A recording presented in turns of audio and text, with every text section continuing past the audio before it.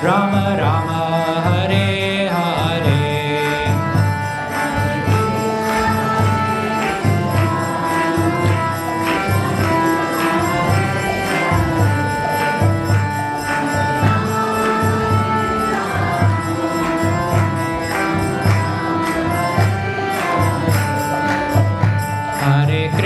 Hare Krishna, Krishna Krishna Hare Hare, Hare Rama, Rama Rama Hare Hare.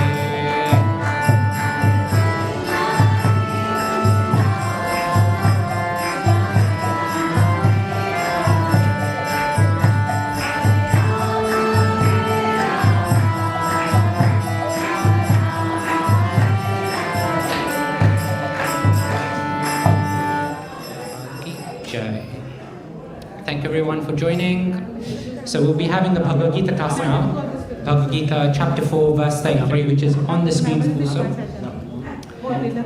So start with invocation prayers and thank you. Om Namo Bhagavate Vasudevaya. Om Namo Bhagavate Vasudevaya.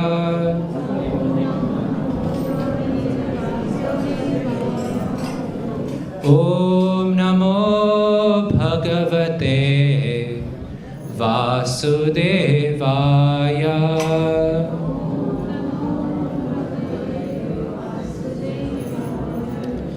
So reading from chapter 4 and verse 33. So it'll be a call and response style. So I'll read one line and then you can repeat after me. It's on the screen for you. Thank you to the devotees for putting up. Shreyan Dravyam Yad Yajnaj Jnana Yajna Parantapa Sarvam Karma Khilam Partha Jnane Parisamapyate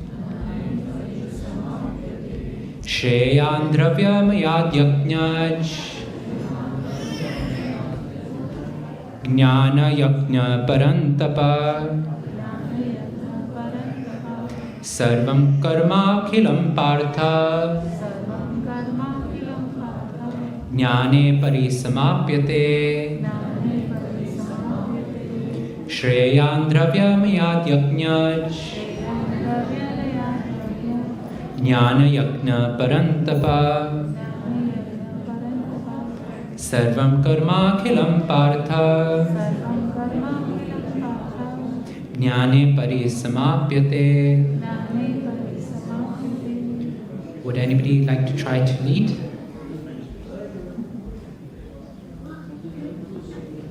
One person at least.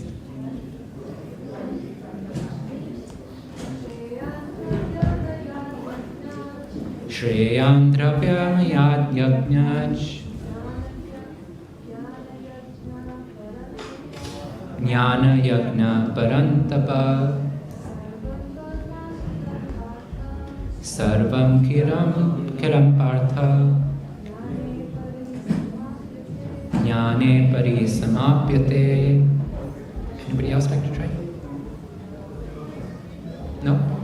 Okay, so go to the word-to-word translation.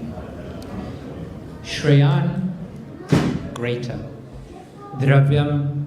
Drabramayat, of material possessions. Yajnat, than the sacrifice. Jnana Yajna, sacrifice in knowledge. Paramtapa, O chastiser of the enemy. Sarvam, all. Karma, activities. Akhilam, in totality. Partha, O son of Pritha. Jnane, in knowledge. Parisamapyate, end. Translation and purport by His Divine Grace A.C. Bhaktivedanta Swami Srila Prabhupada. Srila Prabhupada ki Jai. Translation. O chastiser of the enemy, the sacrifice performed in knowledge is better than the mere sacrifice of material possessions. After all, O son of Pritha, all sacrifices of work culminate in transcendental knowledge. Purport. The purpose of all sacrifices is to arrive at the status of complete knowledge, then to gain release from material miseries, and ultimately to engage in loving transcendental service to the Supreme Lord, Krishna consciousness. Nonetheless, there is a mystery about all these different activities of sacrifice, and one should know this mystery.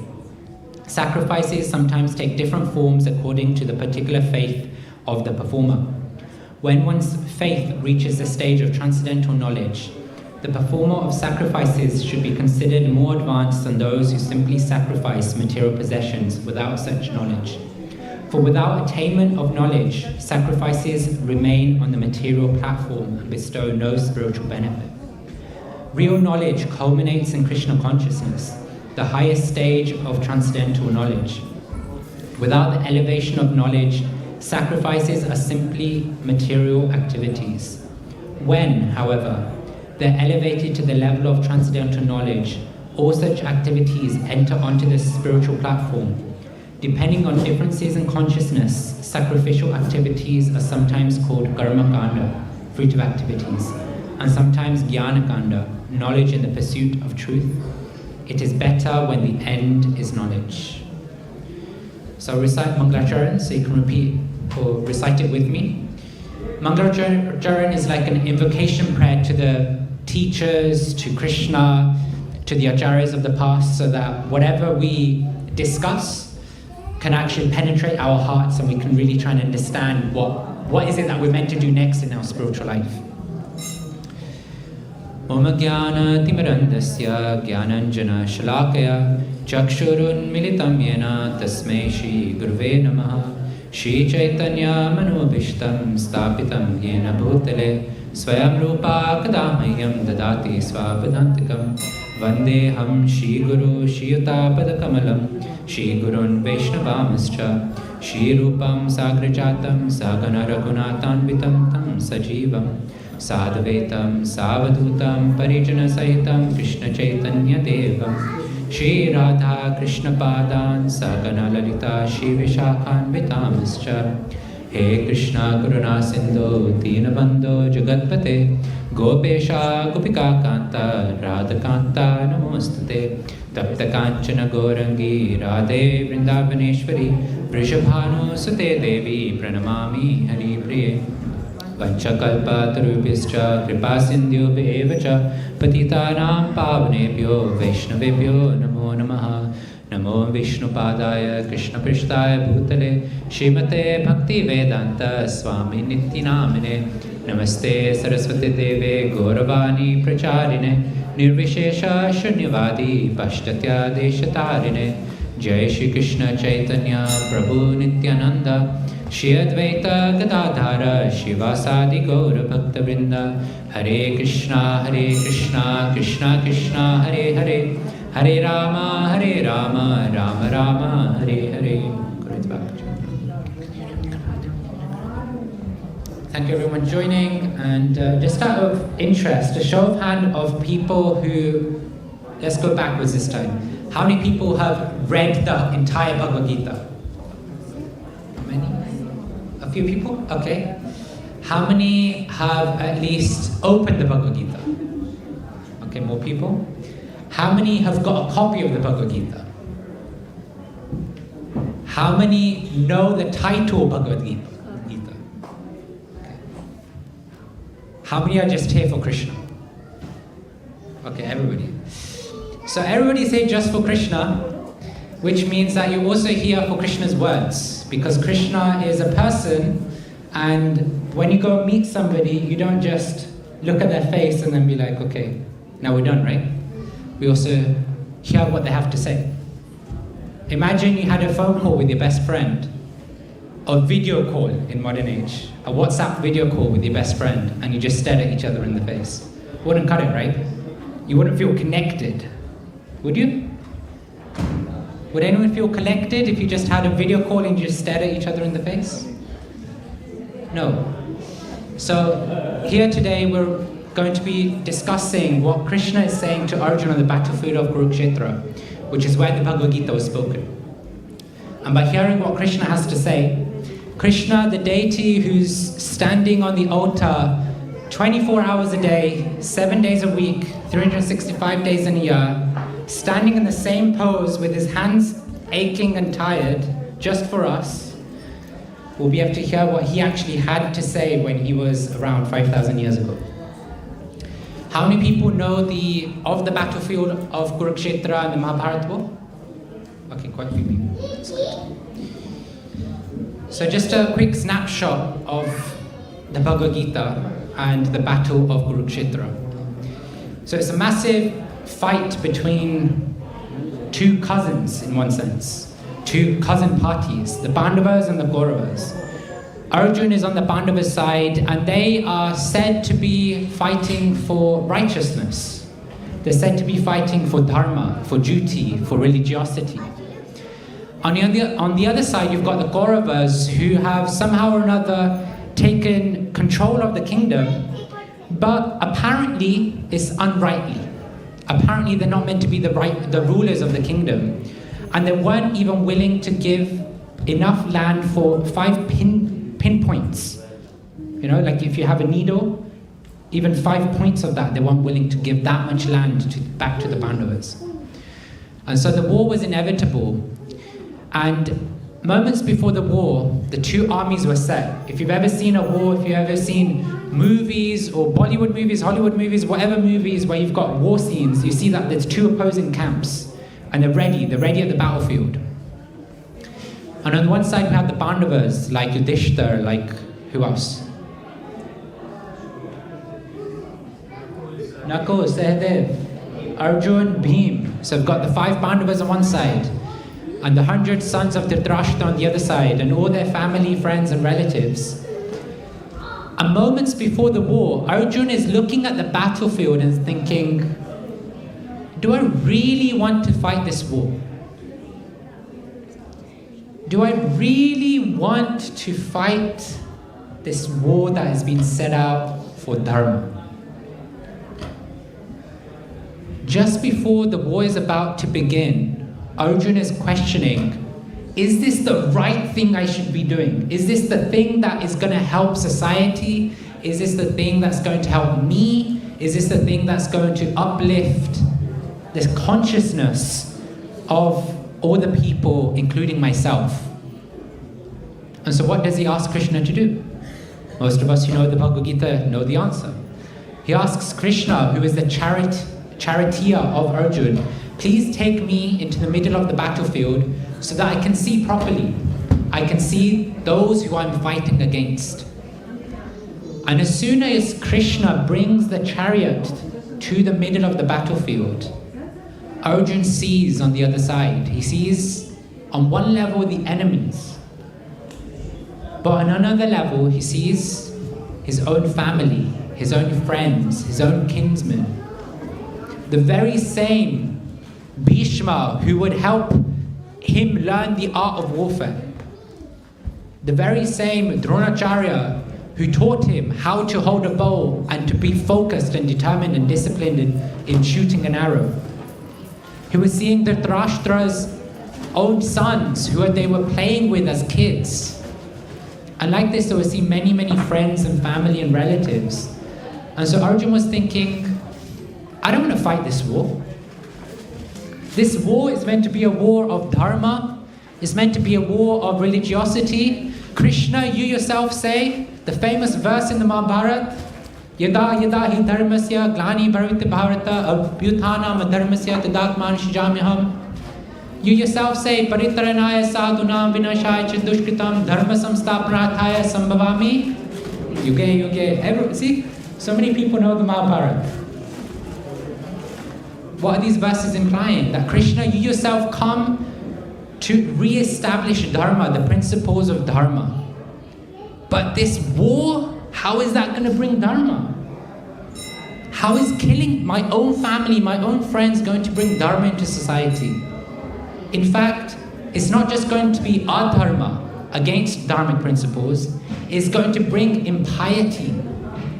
Because all these men will be killed. Who's going to then protect the wives and the children at home? It's going to bring so much distress and distraught. Imagine millions of warriors being killed. Imagine the state for the family afterwards. And so Arjuna is thinking, no.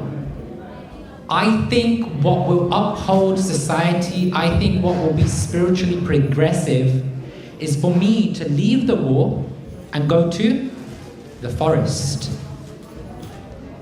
And so Arjuna's thinking that, according to my mind, the way to progress spiritual culture is by not fighting the war, but by leaving the battlefield and going to the forest and performing my own meditation, my own tapasya, my own spiritual practices.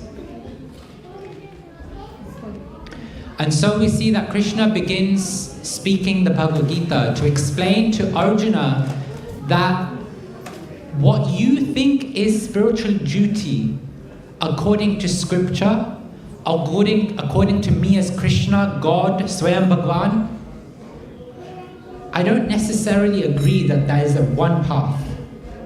I think that there's a progression in consciousness.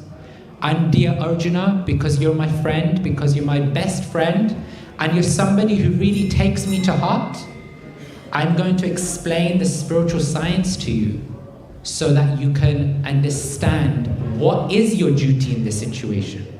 Should you fight the war, or should you leave the battlefield and go to the forest?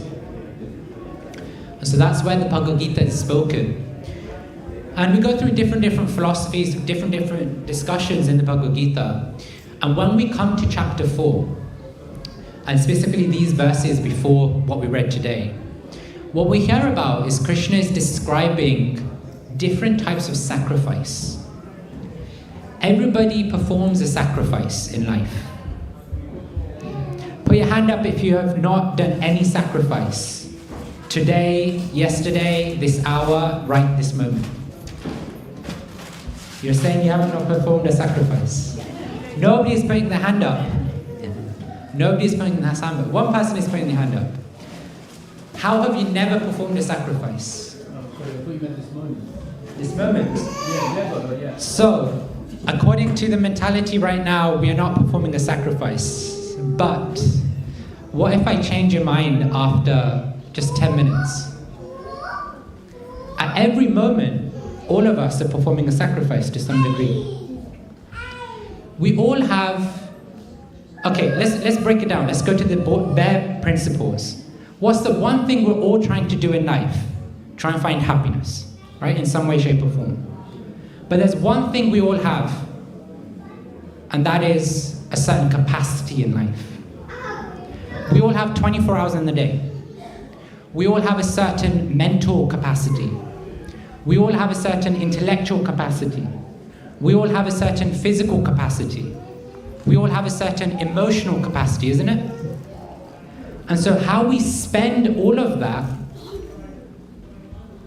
is based on how much enjoyment, how much happiness we're getting from life doing different activities. But life isn't straightforward where I'm just going to go 100% in one direction and neglect everything else in all the other directions. Because we recognize that actually I want a bit of this happiness, but then there's this happiness over in the other corner that I want to experience as well. Which means that for that moment that you're experiencing another happiness, you can't experience this happiness. Isn't it? If I give examples, all of us are here sitting in the temple room right now. Is that not a sacrifice we're performing by choosing to experience whatever we're experiencing here, rather than being in the comforts of our own home? Rather than, I don't know if there's a match on, but if there's a football match, a cricket match or something like that, going to the stadium to watch that. Rather than going out to the pubs, to the park, to the movies or something like that. Everybody, every living entity is performing a sacrifice for something at every single moment. Because we all have a capacity that we've got.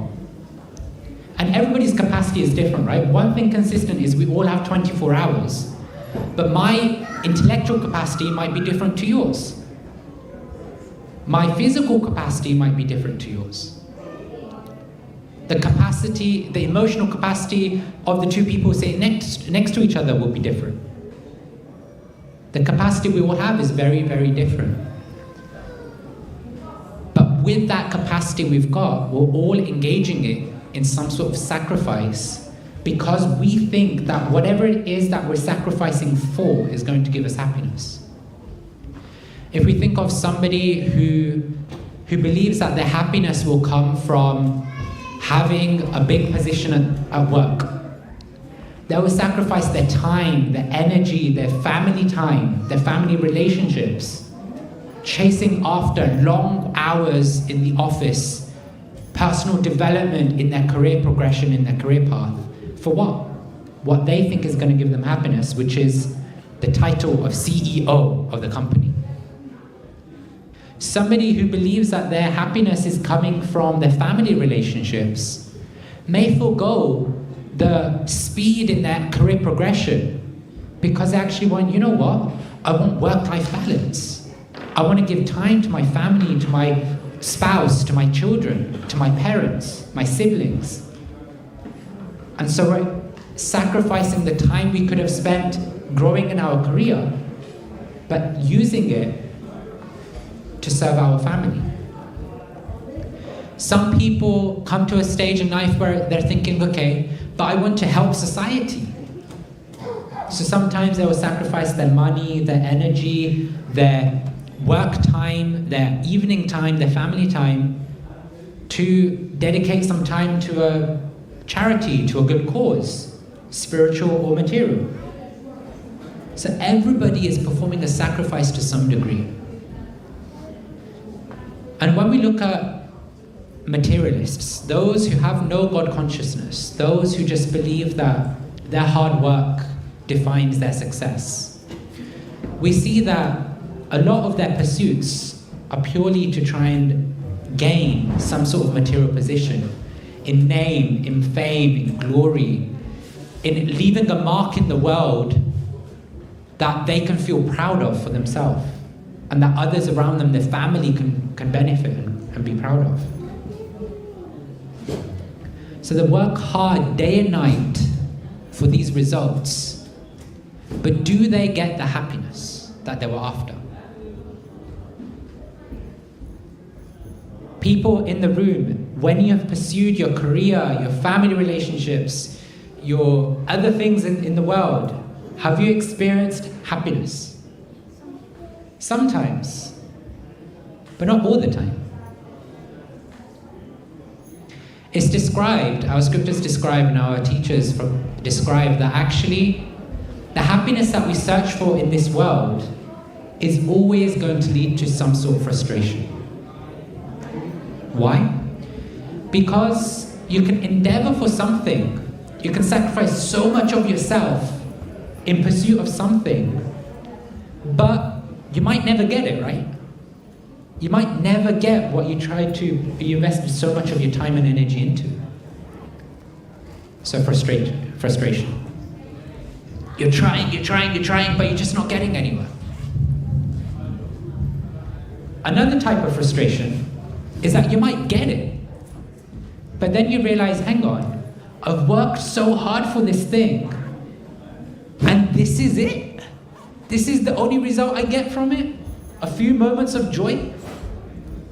I thought there'd be something deeper, something more substantial, something bigger here. This is just, I worked hundreds of hours for a promotion, and I get the promotion, and all I get is a 1K pay rise, a 3K pay rise, 5K pay rise.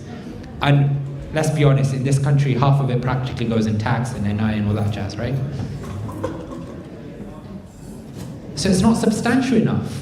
Therefore, even though you got it, frustration. And the third type of frustration that happens is that you might get it, you might be happy with it, but it's temporary. It has a certain shelf life. There's an end date to that happiness that we experience. I remember, this is a classic, those who know me have probably heard this before, but years ago, before I ever pursued a spiritual path, I had this desire, and I'm hoping some people in the room can relate to it, that I wanted a brand new car so that my name is the first one that goes on the logbook. Those who have a car, there's a logbook. I wanted my name to be the first one. I had that desire. Once in my life, I want my name to be the first one on a logbook. First owner, and then my name. And that happened. Somehow or another, Krishna arranged it that I got that. But how much do I enjoy that logbook? You buy a car, brand new, 20k, 30k, 50k. As soon as your name goes on it, half price. You go and sell it without even driving it the very next day. Oh, no, it's a used car. Sorry, 50% car. So where is the joy? It's temporary. So frustration exists because you either don't get what you were chasing after, or you get it and it's not substantial enough, or you get it and you find that it's giving you the joy, but it's impermanent. There's a timeline to that happiness that you're going to get from it. And so what happens is that sometimes out of that frustration, different things happen. And one of the things that can happen is that we come to the temple because somebody in our family has said, Krishna, you pray to Krishna and he can fulfill everything for you. And so we come to a temple on a Sunday afternoon or a Sunday evening. We come in front of Radha Gokulananda, folded hands, and then we pray to Krishna. Please, Krishna, give me a 64-inch TV, a Mercedes-Benz, make that a 4-bed apartment, children that listen to me, and that get straight A's at school without any endeavor. Make sure that my spouse gets a promotion at work so that I can resign and stay at home. We put so many demands in front of Krishna.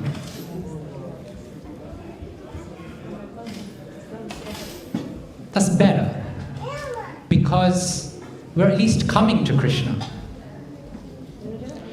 But what's the substance behind that desire? Still material. We're still thinking that the same things that we wanted to chase after will give us the happiness. But what wasn't giving us the happiness is the hard work we had to put behind it. So instead of, like the materialists, working day and night for that 64-inch TV, for that Mercedes-Benz, for that 4-bed apartment, we're doing a bit of work in the world and then coming to Krishna and saying, okay, I'm doing puja for you 15 minutes every day. I'm coming to the temple every Sunday. Man desires, God disposes. So please, my desire is this, you please give me this. And I put my hand up because I've done this before. If you do this for me, Krishna, I promise I'll come next week and then I'll put 20 pounds in the gundi. I'll put 20 pounds in the donation box. Or I'll bring a bag of fruits for you next time I come. I didn't bring it this time, I brought just one apple, but I'll bring a bag of apples next time. But do we get happiness from that too? No, because we still experience the same frustration. Either Krishna fulfills the prayer, and then we're like, Krishna didn't fulfill the prayer, and then we're like, why are you not fulfilling it? Why are you not fulfilling it? Why are you not fulfilling it? Do you even exist, Krishna? Do you do anything other than stand on the altar and just play your flute? Do some work, Krishna. Or Krishna fulfills the desire, and then we go, Krishna, I thought there would be something better here. You fulfilled my desire, but you should have known that my desire was more than what I asked for. I asked for a 64-inch TV, but you know the size of my living room, a 64-inch TV doesn't look good there. A 70-inch TV would be good there. You should have given me a 70-inch TV. Or it's substantial, but we go, oh Krishna, you gave it to me, but you took it away again. Why? Why do bad things happen to good people? I do puja every day. Why is this happening to me? Why did you take my happiness away? But it's not that Krishna necessarily takes the happiness away. Rather, the way to see it is that that thing was never the source of our happiness in the first place. Because nothing in the material world can actually give us happiness. And when we realize this, that's when we realize that all the sacrifices we're performing them for something that isn't actually giving us happiness. And so when we talk about this verse, I'm just going to read out the translation again. O chastiser of the enemy, the sacrifice performed in knowledge is better than the mere sacrifice of material possessions. After all, O son of Pritha, all sacrifices of work culminate in transcendental knowledge. And the purport, Srila Prabhupada talks about how there's different grades of sacrifice that one performs. The lowest grade of sacrifice that one performs is putting all of our time, energy, effort, all our hard work in material pursuits, the materialist mentality. If I work hard, I will fulfill my desires. But then there's a sacrifice called karma kanda. Karma kanda literally translates as fruitive activities. And so we come in front of Krishna, in front of Bhagwan, go to the temple, go to the church, go to the mosque, go to any of these places, or even set one up at home and pray, please give me this. Please give me peace. Please give me wealth. Please make sure my bank balance never hits zero. Please make sure that I'm always able to continue working. We come to Krishna or God with this mentality that I know how I want to enjoy. You please help me enjoy in that way. And so we perform some sacrifice dedicated to God, but with a selfish interest in mind. But Srila Prabhupada says that whilst that's better than material sacrifice, pure materialist sacrifice, if we want to progress our life spiritually, then we have to transcend the sacrifices that are aimed at the material dualities of the world, meaning that are aimed at beyond just getting happiness in material ways. Because, as we've experienced and spoken about, that happiness is temporary. There's frustrations that always comes off the back of material happiness. And so Krishna explains that, and Srila Prabhupada explains in the purport, that actually, when we perform sacrifices in knowledge, that is a higher form of sacrifice than karma kanda. So what does this mean? Karma kanda, as we said, is sacrifice with the material success as the aim. The sacrifice in knowledge is like Arjuna questioning, what is the best sacrifice I can be doing for myself and for society? When we think with our mind, we think, okay, let me do this, all these 100 things, and that is what will give happiness. But we experience frustration off the back of it. But Arjuna, when he was thinking, what sacrifice should I perform, and is this the best sacrifice that I should be doing? He wanted to run away and go to the forest. He could have gone, that's the sacrifice I want to do, let me go and do it. But what he did was, he was like, no, I am going to make sure that I do sacrifice in knowledge, which is approach Krishna, approach spiritual teachings to understand how is it and what is it that I should be doing for the sacrifice. And that's where we get the whole Bhagavad Gita, where Arjuna is inquiring from Krishna, how should he perform the sacrifice in knowledge that will be benefiting society, uplifting the consciousness of everyone, and progressive for one's spiritual progress. And so like that, when one comes to this phrase called Brahma Jignasa, which I'm sure many people have heard of, Brahma Jignasa literally means inquiry into the absolute truth, inquiring into that which is of permanent value.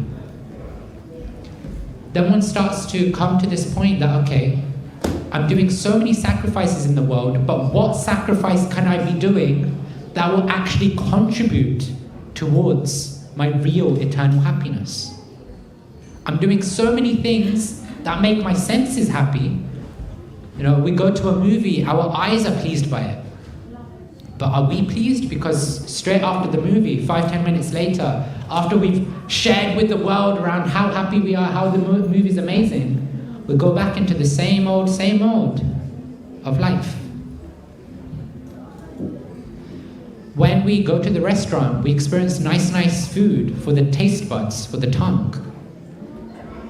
But again, after that food is finished, we're like, okay, that was great whilst it lasted. But now you're no longer able to enjoy it.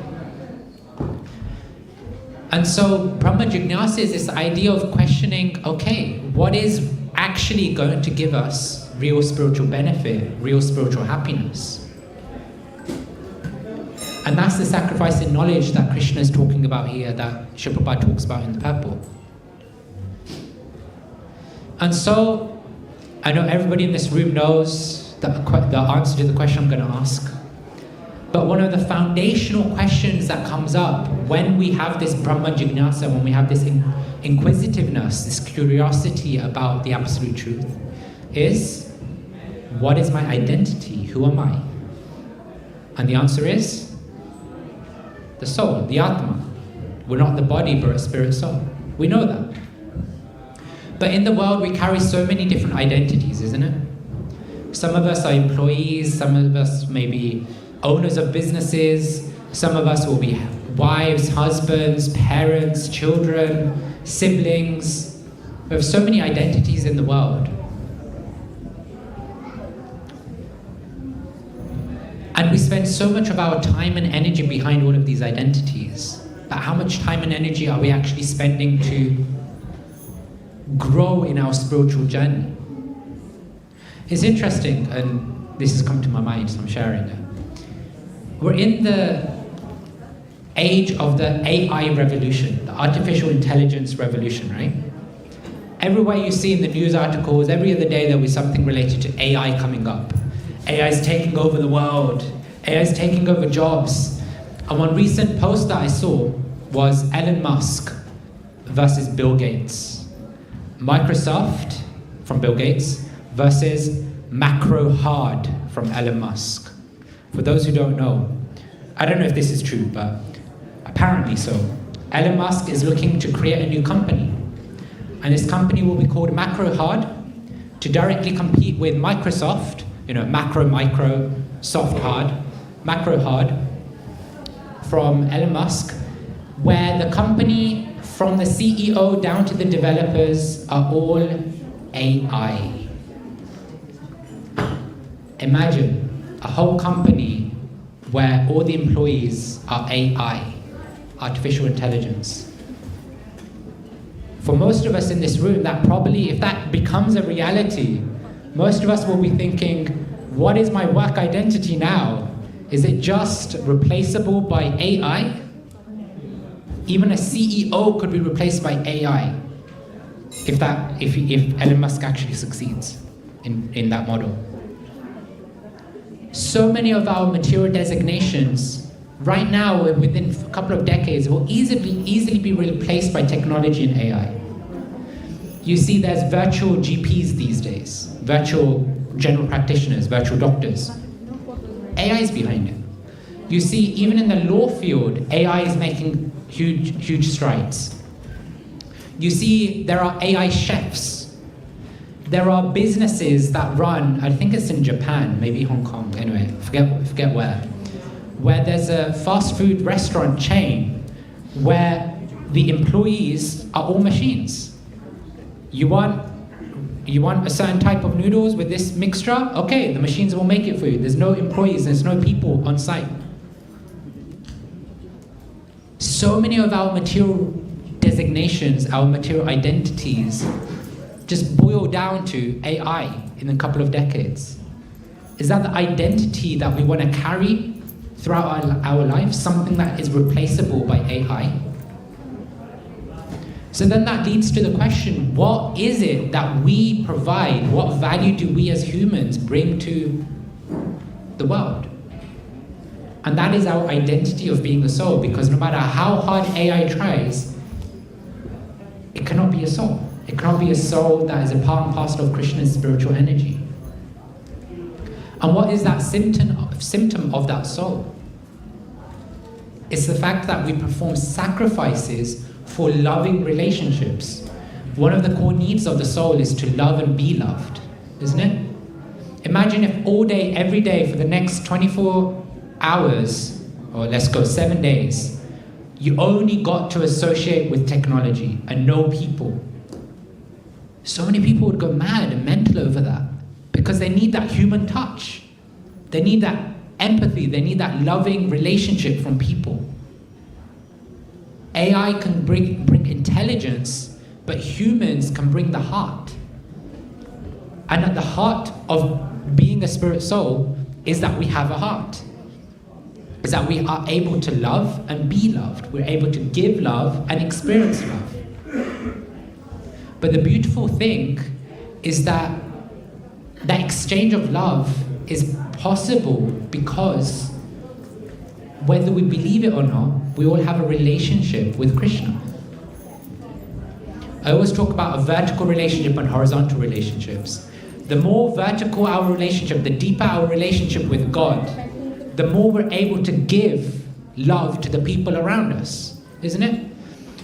I'm sure many people will be scrolling on YouTube and Insta and you come across different swamis and spiritual speakers. How are they able to give so much love to people, provided that they're authentic and real? It's because they're so happy and content in life because of their relationship with Krishna, their vertical relationship, that they're able to give freely to their relationships around them.